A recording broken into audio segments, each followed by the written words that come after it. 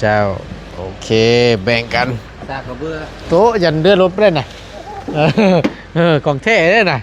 โอ้โหยาได้จานนี้ควงฉากมาควงรถทำท่ายนี่พอแห้งอีกแล้วนะพอแห้งแล้วเจ้าแมนพ่นของข่อยอาจารย์แมนนักจะได้ของข่อยก็ได้อึ๊บขอบใจได้ข้าวน้องกระบอกไอ้น้องไส้เนาะเบาน้อยอันนี้ก็มะกล้วยเพิ่นอะไรมะกล้วยน้องปูนาน้ำแบ่งกันเนาะจานเนาะหอดกระสีเลิกนึงเมื่อยคอยมาเนาะออกแต่บุ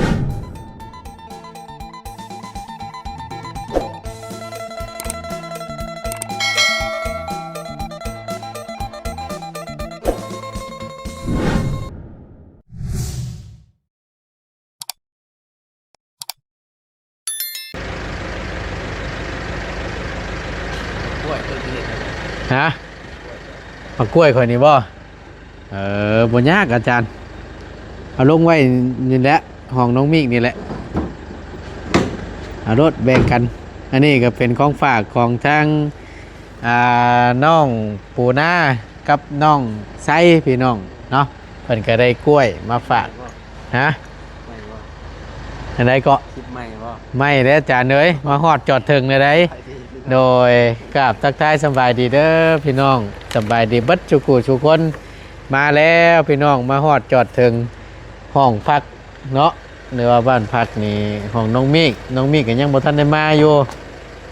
จักสิแม่นเพิ่นเดินทางมาเมื่อใดแล้วตั้งประตูนก็ได้ลงมาก่อนฮอดก็ช่วงค่ำๆแรงๆหากบ่แรงได้สำหรับเฮาแม่นตัวใดก็ได้มาโดดจานเลยมาโดดอันนี้นี่เป็นของน้องปูนาเนาะโดยเจ้าโอเคแบ่งกันตากระเบื้อโต๊ะยันเดือดรถไปเลยนะของเท่เลยนะโอ้โหยาได้จานนี้ควงฉากมาควงรถทำท่ายนี่พอแห้งอีกแล้วนะพอแห้งแล้วเจ้าแมนพ่นของข่อยอาจารย์แมนนักจะได้ของข่อยก็ได้อึ๊บขอบใจได้ปลากระป๋องเจ้าโดยอึ๊บยังมีพี่น้องไงทั้งประตูนกันชื่อตั้งแต่รอบก่อนพลว่าจะเข้าไปแจกรถบอเบิดเนาะก็เลยมีนมมีขนมน้ำแน่นอยู่นี่เดี๋ยวประตูนขึ้นรอบหน้าคนละเดี๋ยวประตูนจะเอาขึ้นไปแจกจ่ายพี่น้องพอดีเนาะรอบใหม่เอาไว้รอบใหม่เนาะจานเนาะฮอดก็สิเอาไว้นี่ก่อนก็ได้โดยแต่ว่าปีละอึ๊บเอาลงมาก่อนโอ้ยลงมาว่างนี่ก่อนก็ได้จานเลยมานำกัน3คนมื้อนี้ก็ได้บ่าวน้อยจานลาวเฮาเนาะบ่าวน้อยเชียงรายเฮาเมื่อยเพิ่นก็ได้ข้าวน้องปูนไอ้น้องไส้เนาะเบาน้อยอันนี้ก็มะกล้วยเพิ่นอะไรมะกล้วยน้องปูนาน้ำแบ่งกันเนาะจานเนาะฮอดกระสีเลิกนึงเมื่อยคอยมาเนาะออกแต่พุ่นประมาณเกือบ2 ทุ่มแมนประมาณ7 โมงปลายพี่น้องเนาะ7 โมงปลายเพราะว่ามันมาฮอดที่จังโมงเลยโอ้กะว่าตึกเติบแล้วอาจารย์แมนเบิ่งเครื่องเบิ่งของค่อยก่อนมีอยู่บ่โอ้เนาะยังเหลืออยู่ถุงนึงเฮ้ยเป็นอะไรตอนเบาเชียงรายเฮาโดยสบายดีเด้อเมื่อยรับมาในรถด้วยเนาะว้าวอยู่เดี๋ยวนี้บ่อยู่ขนาดผู้นั่งแน่เนาะกับผู้ขับนี่ซ้ำได้ข่อยว่ะโอ้ยแนมใช่แนมครัวแล้วข่อยว่ะจักทุ่มแล้วอาจารย์เกือบ5 ทุ่มปาตัวคือว่าแล้วเอาข่อยมาเนาะ1มามันกับมันนั่นเด้ครับไว้หลายเฮาก็อันตรายย่านเด้ก่อมันนี่นะพ่วงรถยังหลายแม่นมันย่านในการเดินทางนอนนี่บ่หรือว่าเมื่อบ่ก็เมื่อคือเก่าแล้วอาจารย์เด้ คอยเมื่อและเดือนมันแจ้งอยู่เด้ บนมื้อนี้เดือน แม่นเดือนงายอยู่น่ะ แจ้งขนาดเลย โอ้ พี่น้องแจ้งดีหรอ สุดแล้ว ครับชุดตัวนั้น ยับเข้ามาเบิ่นนี่แฮงสิงามได้เนาะเดือนลาวนี่ เดือนลาว ชุด คือมันเพ็นเลยแม่เนาะ แม่นมุนเบิ่นแฮงสิมุนคักข่อยว่ะ แม่มันขับปัญญา แฮงสิมุนคักแล้ว หมดแล้วป่ะ ฮอดแล้วบ่ฮะ ติดป้าย โอ้ยอย่าว่าวันอาทิตย์ได้ข่อยนะอาจารย์เด้ กลัวอะไรเจ้ากระไรมันก็ตั้งแต่วันที่26วะวิทย์วันเกิดนอกตีหนึ่งตื่นมาแล้วขึ้นเลยยาวเลยวะก็ชิว่านะจนพี่แล้วจังหวะว่าวันที่นี่พี่ สิ้นเดือน นักอยู่ สมมุติว่ามันที่เจ้าห้องกัน1 เดือนเลยเนาะ ครบเลย ครบเลย ยอมรับว่าหลุนอยู่แล้วอาจารย์เด้สุดๆแหละ ก่อนจากที่ต่าง โอ้ยบ่ได้เว้า เออกระเป๋าเองเคาะก่อนใช้ข้าวห้องน้ำเว้นของก้อยกันจังหวะน่ะโอ้ยว่ะเนาะคืนละเนาะคืนละ150,000วะ 150,000พี่น้องเนาะ สองคืนก็300,000วะเจ้าก็ไล่ไปแล้วแหละ 2 คืนก็500 บาทนะ นี่ใช่ไหม ตะกี้ยังว่ามันยังว่าบ่แพงปานใดเนาะ สมมุติแพงนะ นี่เราขึ้นนี่ยังก็ขึ้นปรับขึ้นเรื่อยๆเราก็ได้ ของพัดลมกับของพัดลมกับอะไร150,000คือกัน 150,000อัพขึ้นไป ของ150,000แต่อันนี้เนี่ยคือบวกแบบว่าบ่ได้โตแบบนอนบ่ได้รู้เลยพี่น้อง แม่นถ้านอนดูเนี่ยก็คือว่าหั่นแหละ รู้เนาะคือแบบ200,000 250,000 นะ หนักอยู่ถ้ากันนอน หานอนห้องพัดลมเฮาก็ได้ นอนของพัดลม ขนาดจำนั้นก็ยังพอแห้งเด้อน่ะ พอแห้งนะ โดย นักพอสมควร แม่น เจ้าก็คอยเมื่อแล้วเจ้าอะไร โดยผู้เดียวชักใครอยู่หรอกเจ้าก็มีรถใหญ่มี ด้วย หมู่นั่งมานํอยู่บัดนี้ มา ตะกี้พี่น้องเอ้ยลงมาแต่เซโปนพากันขี่รถจักรมา แม่ จอดนี่แหละอยู่เซโน เจนู แล้วก็เมื่อคนละคันกับอาจารย์แต่ก่อนนะพี่น้องทั้งอาจารย์ลาวเฮากับพูดละทดีเมื่อเพื่อนชอดบ้าน ยามหนาวแล้ว ยามหนาวเย็นจ่อยจ้อย เย็นหนาวไปหน่อยเนาะเย็น แม่น ใครอย่ารอกบัดนี้มี4 ล้อ4 ตีนนะเด้ ฮ้อนตอนยังหมด ฮ้อนกักปัญญังบัดนี้ มีก็ฮ้อนมีได้ แม่นใครอย่ารอกเข้าไปผู้เดียวเขาก็ยังอุ่นใจอยู่เพราะว่านั่งอยู่ในเอ็นพุ่นเด้รถจักรนี่ห่วยยังย่านอยู่ได้เนาะไปเลิกไปลื่นก็ได้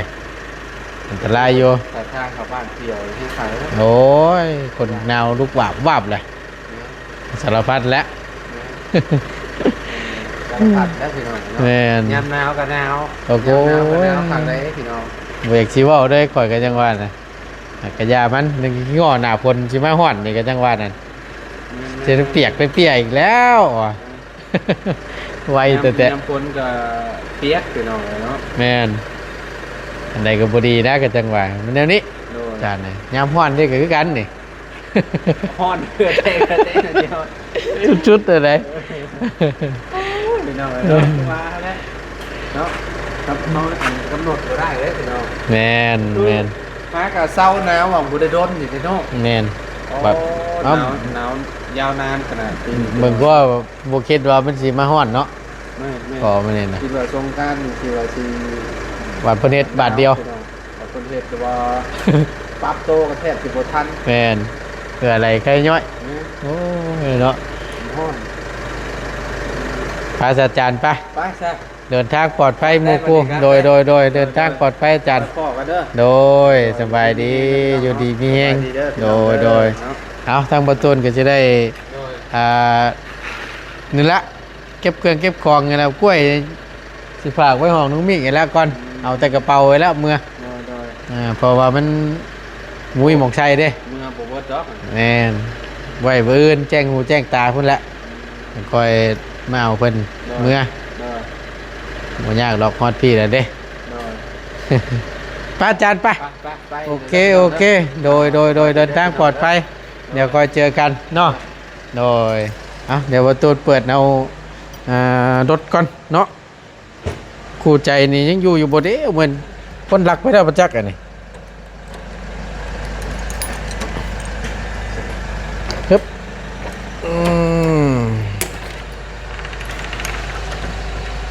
โอ้ยังอยู่พี่น้องเลยเปิดไพ่ก่อนบาทนี่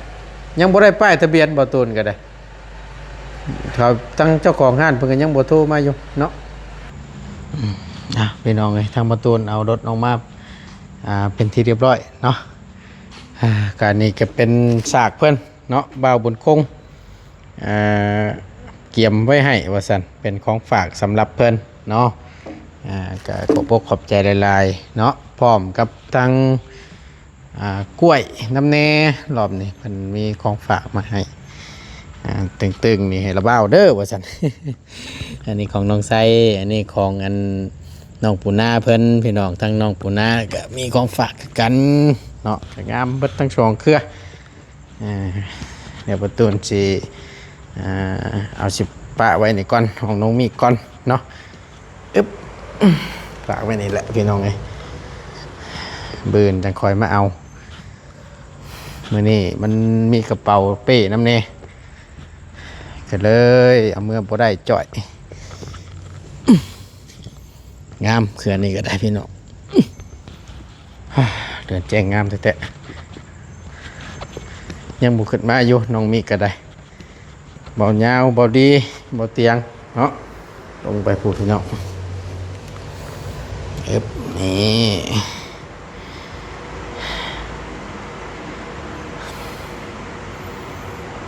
เดินทางขึ้นเมื่อใดนี่แหละเป็นก็ได้เอาฝากไว้ก่อนทั้งประตูนก็ได้มีแต่เสียวกระเป๋าเนาะกระเป๋าใบหนึ่งทั้งประตูนก็ได้ใส่ไว้ทั้งหน้านี่แหละนี่บักใหญ่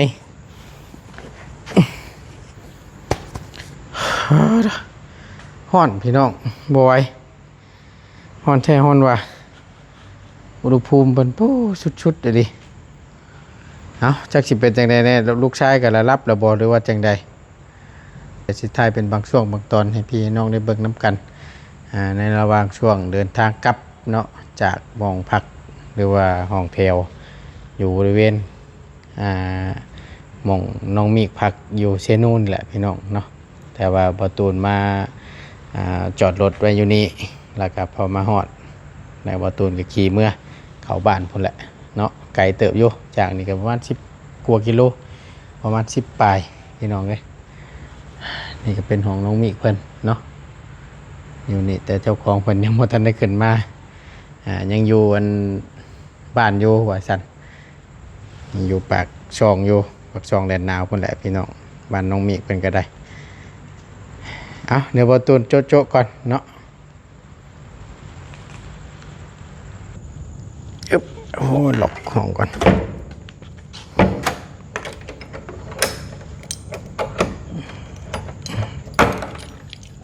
ไปบ้านนี้พี่น้องเดินทาง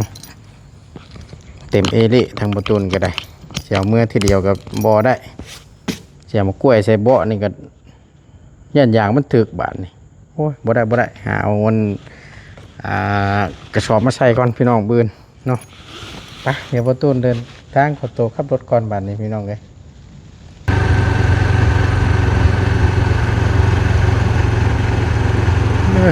มีอย่างเด้ป่านนี่พี่น้องเลย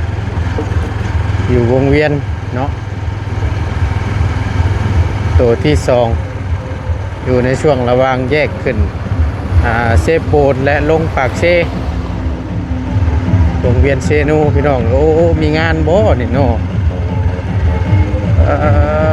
โถมจัดบุตรอยู่นี่บ่เนาะโอ้ข้างในนี่โอ้สงชัยจัดเป็นบุตรตามเบิ่งเนาะพี่น้องเนาะมีงานใส่ช่วงปีใหม่นี่พอดีโอ้คักแล้วซั่นน่ะนี่เอามีเวลาเดี๋ยวทางประตูสิพาน้องที่1เพิ่นมาเลาะเบิ่งก่อนเนาะเทศกาลปีนี้ที่ ปีที่แล้วนี่ก็บ่ได้ไปทั้งใดทั้งประตูนก็ได้พาทีหนึงเพิ่นไปเบิ่งลิงพุ่นอยู่อ่าพุ่นละลงไปทั้งสุยพุ่นละพี่น้องอากาศก็สิเย็นได้หน่อยนึงบาทนี่เดี๋ยวประตูนขอตัวขับรถอีกก่อนเนาะเดี๋ยวค่อยไปต่อกันอยู่ทางเข้าบ้านพุ่นแหละแล้วก็ผู้ดีไปเบิ่งก่อนว่าเพิ่นปูทางคนกรีดไปฮอดใส่แน่แล้วเนาะเพราะว่าเพิ่นเริ่มปูแล้วนะอยู่ทางบ้านก็ได้พี่น้องเอ้ยเดี๋ยวไปเบิ่งไปโซนกันเดี๋ยวว่าต้นที่ทายเบิ่งเด้อพี่น้องเด้อเนาะ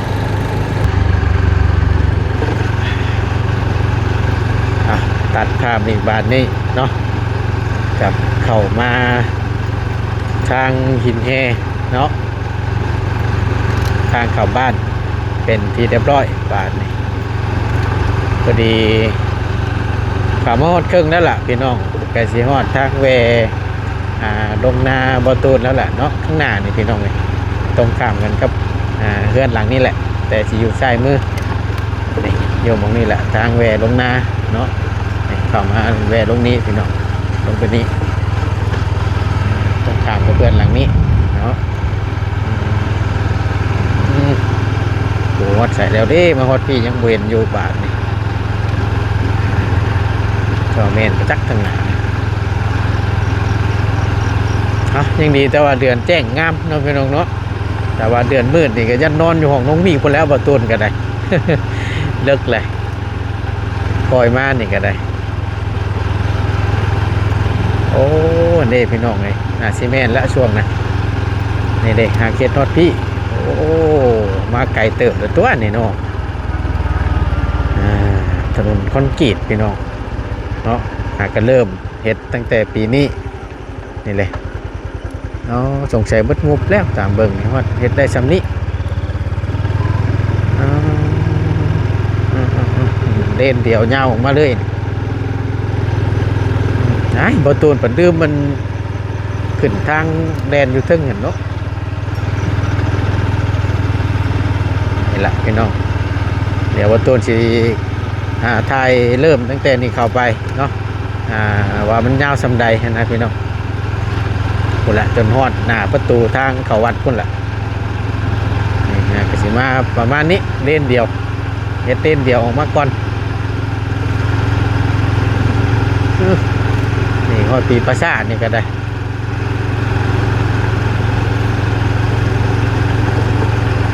ยังเหมือนนี่คือมีพูดเป็นร่องบ่อนะแต่ก่อนเพิ่นภูเก็ตก่อนเนาะอันนี้แปลงร่องที่หลังร่องน้ำสีสันในเด้อเป็นน้องเด้อขอโทษขอไปหลายๆแปลงทางร่องน้ำใด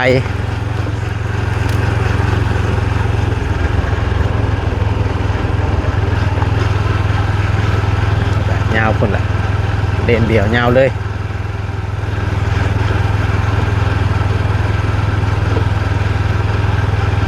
บันใหญ่ก็คือกันเนาะมาตีคู่ขนานกันออกมาบัวเห็นฮอดใส่แล้วทั้งนั้นก็ได้บอตูนยังบริเก่าไปหาทั้งตัวเมย์อยู่คนละมือชงผ่าก้อนรดน้ำลำพัวขอพรน้ำผู้ใหญ่เพิ่นเนาะไปรดน้ำตัวเมย์อยู่พี่น้องบอตูนก็จัดฉันเวลาใส่เนาะแต่บ่ทันพี่น้องโอ้อย่าดันหนาข่อยเลยพี่ฮอดหนาบัดพอดีพี่น้องเลยนี่เริ่มจังนี่ประมาณนี้เดี๋ยววันนี้นอนแต่บ่ได้ลูกชายกันเลยทีหนึ่งเพิ่นบ่ได้พอตุนเติบเลยตั้งแต่วันเกิดปิดวันเกิดเพิ่นขึ้นเลยบ่ตุนกันเลยยาวเลยบาดนี่นะก็เลยลงมาพี่น้องเนาะเดี๋ยวไปเบิ่งน้ำกันนอนแต่บ่รู้สองไม่ลูกเพิ่นคือสิรับแล้วบานนี้มิดอิ่มชิมอยู่เนาะขนาดนี้ก็เป็นเวลาจังโมงแล้วพี่น้องประตูนเบิ่งก่อน